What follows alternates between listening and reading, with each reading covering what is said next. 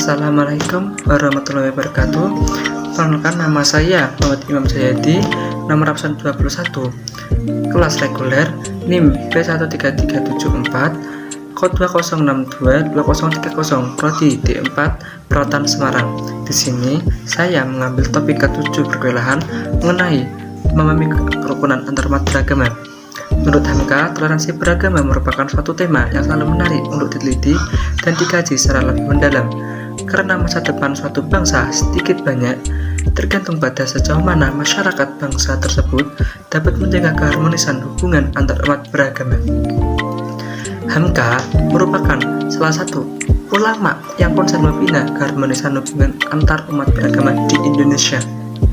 Di antaranya dengan mengadakan dialog-dialog antar umat beragama, tegas ketika ajaran toleransi sudah menyangkut masalah keimanan seperti haram dan lain sebagainya. Islam telah mengajarkan umatnya untuk menghormati agama lain dan melarang mencelanya.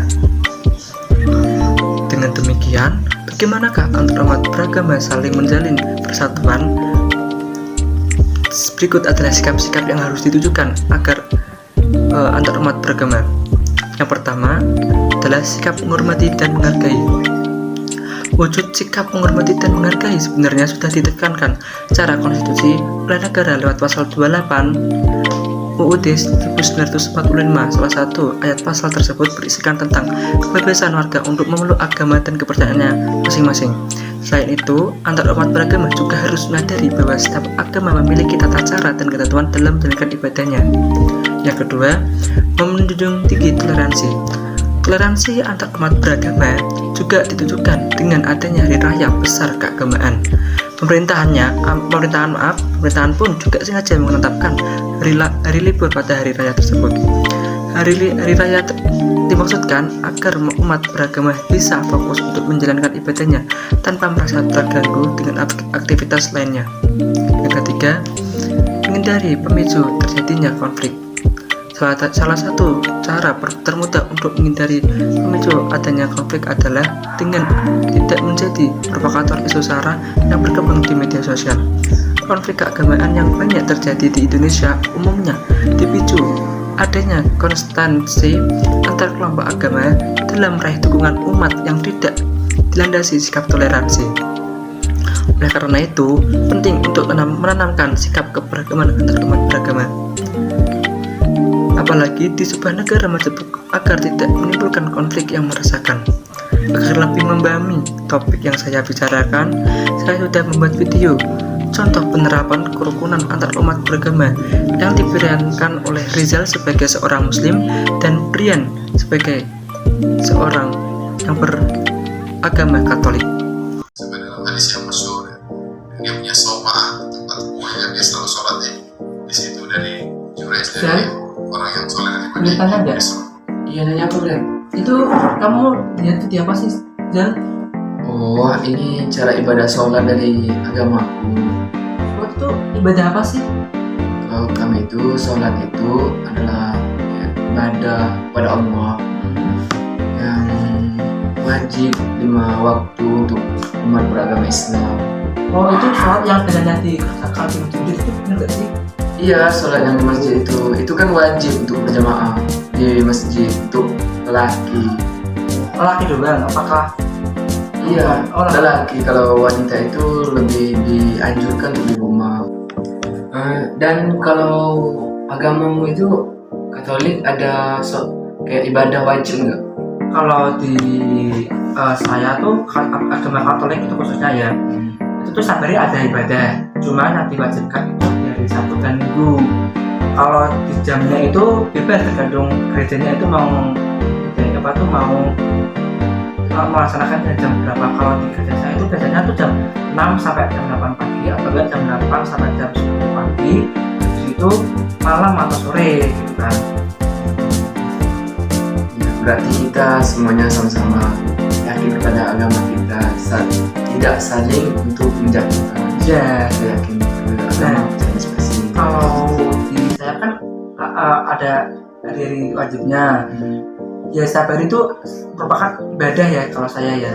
Itu ibadah, cuman diwajibkan tuh hari Sabtu dan Minggu dengan pukul kalau minggu itu tergantung pokoknya itu tergantung sama gerejanya mau jam berapa. Kalau di saya itu jam 6 sampai jam 8 pagi, habis itu jam 8 sampai jam 9 sore. Nah kalau di agama Islam itu waktunya atau apa tuh ya waktunya tuh kapan sih?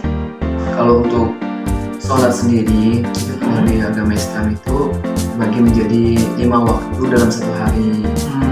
Ya, waktu pagi, siang hari, sholat zuhur, sore, sama menjelang malam, sama subuh, ada juga sepertiga malam. Itu ada sholat yang sunnah dan wajib. Kalau di Islam itu wajib itu 5 waktu dalam satu hari. Ya. Dan kalau untuk hari tertentu itu ada sholat Jumat, pada hari Jumat itu siang.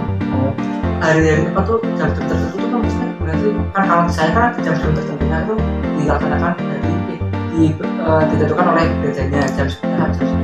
Nah kalau di sana tuh gimana sih? Kan ada dari waktu itu jamnya tuh jam berapa aja biasanya?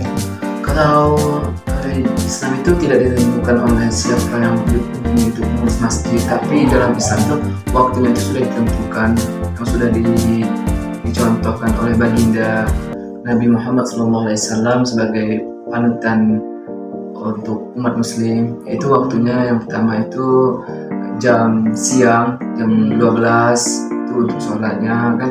Ada juga Itu yang sholat apa itu namanya? itu sholat zuhur biasanya. Ya.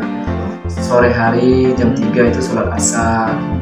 Maghrib kan waktu senja, habis malam itu jam 6, dan ada juga yang 7 malam itu sholat isya, dan subuh ya itu sholat subuh.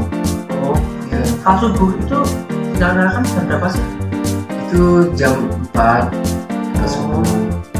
Untuk kami, untuk para kaum Adam, kaum lelaki, untuk sholat 5 waktu ini dianjurkan, diwajibkan itu untuk sholat berjamaah di masjid, kecuali ada apa kayak uzur, ada tua gitu. Tapi untuk kami lebih dianjurkan, apalagi kan kalau di era sini kan musola untuk masjid itu kan banyak, jadi lebih dianjurkan berjamaah. Kalau di agama kan itu apa namanya nggak mengenal ya haram dan halal. Nah, semua pun boleh dimakan. Kalau di agama Islam tuh ada nggak sih haram dan halal? Kalau masalah makan itu seperti yang sudah kita ketahui, kayak bab itu kan nggak boleh kami. Hewan yang bertaring, hewan bertaring itu nggak boleh kami. Oh, gimana seperti itu? Ya. Terus kamu udah selesai tugasnya? Sudah sih. Ayolah silaturahmi ke rumahku. Silaturahmi itu apa sih? Silaturahmi itu kayak seperti kamu tuh mengunjungi aku ke rumah, kita makan atau duduk cerita. Itu untuk mempererat tali persaudaraan kita sama umat manusia lah pokoknya gitu. Boleh. Mau kemana ini? Ya ke rumah. Rumahnya? Oh, ke rumahmu? Iya. Oh iya, oke. Ayo. Baik, video tersebut telah menerangkan bagaimana cara menerapkan kehidupan sehari-hari dalam kerukunan umat beragama. Di video tersebut mencerminkan bahwa tidak ada jarak agama yang satu dengan yang lainnya. Terima kasih. Maaf jika ada salah kata atau tingkah laku dalam menerapkan agama tersebut. Jika tidak sesuai dengan agamanya, mohon maaf. Terima kasih. Wassalamualaikum warahmatullahi wabarakatuh.